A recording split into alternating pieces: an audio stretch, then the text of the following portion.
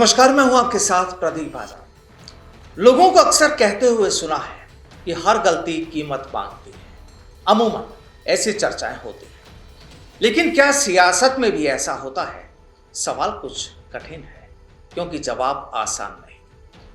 दरअसल सियासत में जब कोई हुक्मरान गलती करता है तो यदा कदा ही उसे सजा मिल पाती है या उसकी गलती की कीमत उसे चुकानी पड़ती है। बाकी तो बात आई गई हो जाती है। लेकिन इस बार राजस्थान के तेज तर्रार और स्पष्टवादी नेता माने जाने वाले विधानसभा अध्यक्ष डॉक्टर सीपी जोशी ने सीधे तौर पर कह दिया कि दल बदल कानून में वाकई बदलाव होना चाहिए।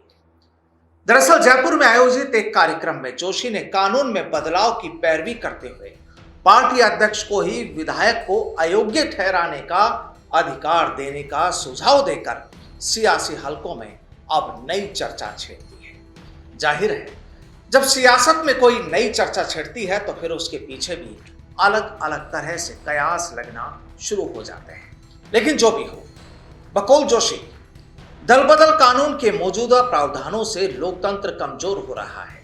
जिस दल के कहने से टिकट मिलता है, अगर उसका विधायक जीतने के बाद सदन या बाहर पार्टी के खिलाफ काम करता है, विरोध करता है, तो पार्टी अध्यक्ष उसी दिन उस विधायक को डिस्क्वालीफाई कर दे। उसे कोर्ट में चुनौती देने का प्रावधान भी नहीं होना चाहिए। जोशी कहता है कि मौजूदा दल बदल कानून में पार्टी और विधायक दल दोनों को स्प्लिट करने का अलग अलग प्रावधान कर रखा है। पार्टी का व्यवहार और विधायक का व्यवहार को अलग अलग कर रखा है। इससे सारी परेशानियां पैदा हुई है। विधायक को अयोग्य ठहराने का फैसला करने का अधिकार स्पीकर की जगह पार्टी अध्यक्ष के पास ही होना चाहिए। और महाराष्ट्र में हमने देखा कि पार्टी उद्धव जी के पास और विधायक दल शिंदे के पास। यह दल बदल कानून के मौजूदा प्रावधान की वजह से ही हो रहा है।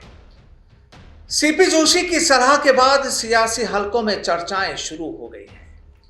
बसपा के टिकट पर जीतने वाले 6 विधायकों ने सितंबर 2019 में कांग्रेस में विलय किया था, जिनका दल बदल कानून के तहत सुप्रीम कोर्ट में अब भी केस चल रहा है। पायलट खेमे की बगावत के वक्त भी स्पीकर ने बागियों को दल बदल कानून में अयोग्य ठहराने संबंधी मामले में नोटिस दिया था, जिसे हाईकोर्ट और फिर सुप्रीम कोर्ट में चुनौती दी गई थी। आपको बता दें कि सीपी जोशी अपनी साफ गोई के लिए जाने जाते हैं। अक्सर जब इनसे बातचीत की जाती है तो ये साफ हो जाता है कि लाग लपेट वाली बातें इनमें नहीं है। जो भी हो, बिल्कुल साफ। फिर चाहे कोई नाराज हो या फिर राजी, कोई फर्क नहीं पड़ता।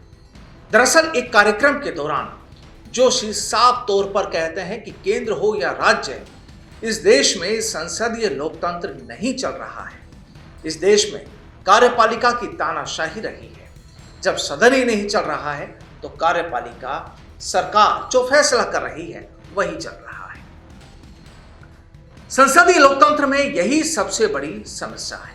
हाउस चल ही नहीं रहा है तो उसकी जवाबदेही नहीं है। इस देश में राजनीतिक दलों ने सबसे बड़ा गुनाह यह किया कि हमने लोगों को संसदीय लोकतंत्र के प्रति जागरूक और शिक्षित ही नहीं किया। राजनीतिक दल खुद ही संसदीय लोकतंत्र को खत्म कर रहे हैं।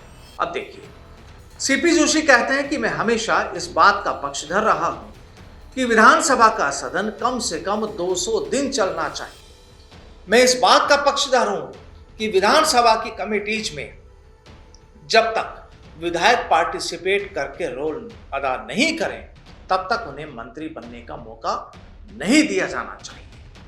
आज की तारीख में नीति और कानून बनाने में विधायकों की भूमिका कम हो रही है और ब्यूरोक्रेट नीति कानून बना रहे हैं। इसका कारण है कि हम इस कॉम्पिटेंट लेवल के मंत्री को जीतने का मौका ही नहीं दे रहे। हम उन्हें ट्रेनिंग ही नहीं दे रहे। अगर हमने नौजवान पीढ़ी को आज संसदीय लोकतंत्र के बारे में नहीं समझाया तो जो बेसिक क्राइसिस आज पैदा हुआ है वह आगे भी होगा। वोट देना महत्वपूर्ण नहीं है, विचारधारा के आधार पर वोट डालना जरूरी है। वाकई बात में दम तो है, लेकिन सवाल यही है कि आखिर सियासत करने वाले और सियासी दलों की आंख कब खुलती है, क्योंकि यहां तो सियासत अपनों में ही उलझी रहती है। और जब कुर्सी नजर आती है तो फिर तमाम बातों को भुला दिया जाता है, दरकिनार कर दिया जाता है। तो फिर सवाल यही उठता है कि क्या वाकई में हमारा लोकतंत्र स्वस्थ और मजबूत है? नमस्कार।